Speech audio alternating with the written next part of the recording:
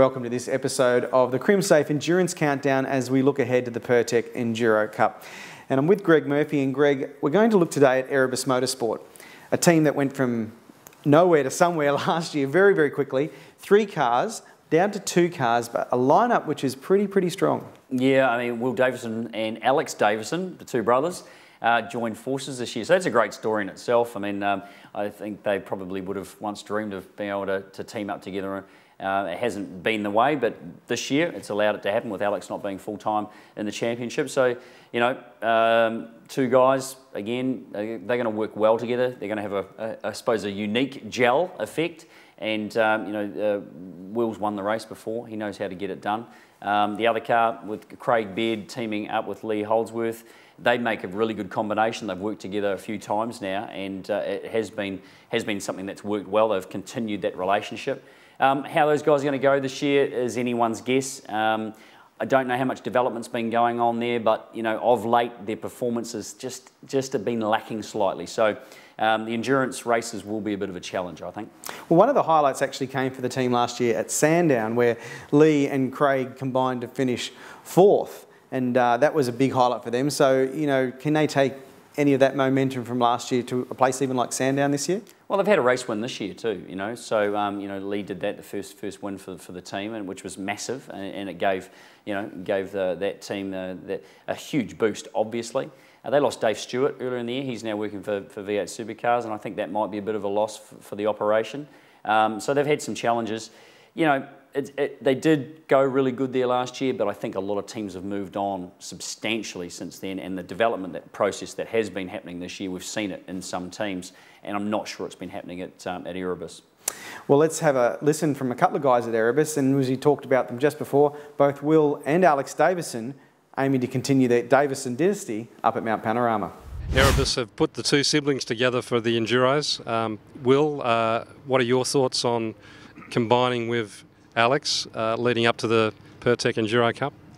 Well, yeah, it's obviously adds a whole new, pretty exciting element to it. Not only do I think I've got the best co-driver in available to us, it happens to be my brother. So it's obviously something that we've always dreamed may happen, and all the stars have aligned. You know, he should be out there full time. He wasn't this year, so I mean, it's just a huge coup for me. It's going to be pretty special for the family, and really, I'm just so focused on making sure we can, you know, we can stand on some podiums together, and we're pushing pretty hard now to, you know, to get the cars up the grid, and we're going in the right direction. So it's pretty exciting. We get along so good, and we're working closely together now. And as I said, yeah, it's going to be a lot of fun.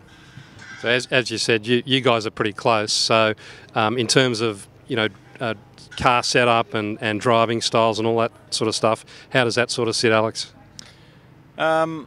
Yeah, look, we had no idea before this year how we'd go on that side of things, but as the co-driver, you generally just hop in the main driver's car and you get what you're given to a certain extent. But the 2 runs I've had in the car so far this year out here at Queensland Raceway, I've really liked the feel of the car, and I felt comfortable in it immediately, which sometimes is the case, sometimes isn't the case, but that's been an easy sort of crossover to make so far this year, so I can't see any problems happening. Will, I guess that the team's probably in a lot better place than they were this time last year in terms of development and stability and general car performance. What are your thoughts on the chances of a you know, decent solid top 10? Oh, I think we're gunning for higher than top 10 for sure. I mean, it's a building phase of the team, but yeah, I couldn't be happier with the progress we're making. And yeah, I think Lee was even 5th in last year's Enduro Cup. So I think certainly coming to some circuits that will lend themselves well to our package. We know how far the package has come in 12 months, particularly even now these few events before Sandown. We've got some things coming on board which will give us that last little step I think we need. So yeah, hopefully it'll peak at that right time. Certainly gunning for podiums at the big races, absolutely no doubt about that. So things have been going pretty well for Erebus this year. How do you think the team is shaping in terms of the Enduros with Sandown, Bathurst and the Gold Coast coming up? Yeah, quite good. I mean, we're obviously in a lot better position coming into the Enduro Cup this year than what we were in 2013. I feel confident. I know I've got the right co-driver in Craig Beard. We get on really well together. He gets on well with the team, and he's a good steerer as well, which does help. So yeah, looking forward to getting into it. Erebus Motorsport, we've made some really good progression this year.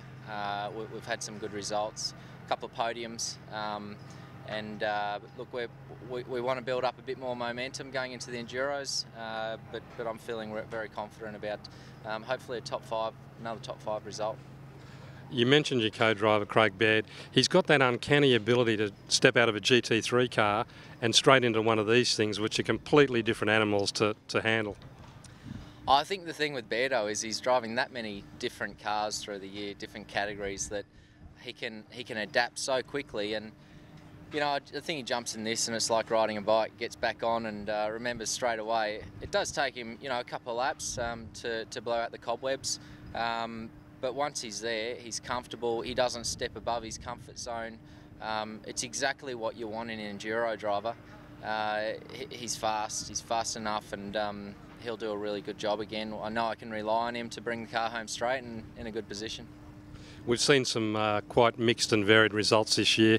I mean, nothing's really out of the question. So, you know, you guys are looking at a deep top five, I guess, for Bathurst? Yeah, we obviously had the 4th at Sandown last year, just missed out on podium. But you know, we've got a better engine package, we've got a better knowledge of the car this year. Bathurst wasn't, it was a trouble-free run last year, but we just didn't have the speed. We had fuel economy issues, but we're on top of all that stuff now, so I'm expecting a much better result. A top 5 would be fantastic. Really, that's probably our aim, but you know what Bathurst is like, anything can happen there, and yeah, we could end up with worse than that. We could end up with a lot better. So I can't wait to get there and see what we got. That's a look inside Erebus Motorsport here at speedcafe.com. Stay tuned here for more episodes of the Crimsafe Endurance Countdown as we look ahead to the Pirtek Enduro Cup.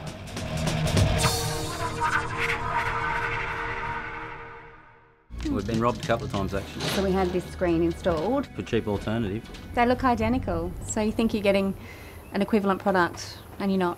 Most Crimsafe lookalikes can pop out because they're only held in with a piece of plastic. But Crimsafe screw clamp locks the mesh and spreads the impact. Solid and sturdy, and definitely instills a lot of confidence in us. If you pay for what you get, Crimsafe is definitely the way to go. Better off paying the extra and getting the better product. Because if it's not Crimsafe, it's not Crimsafe.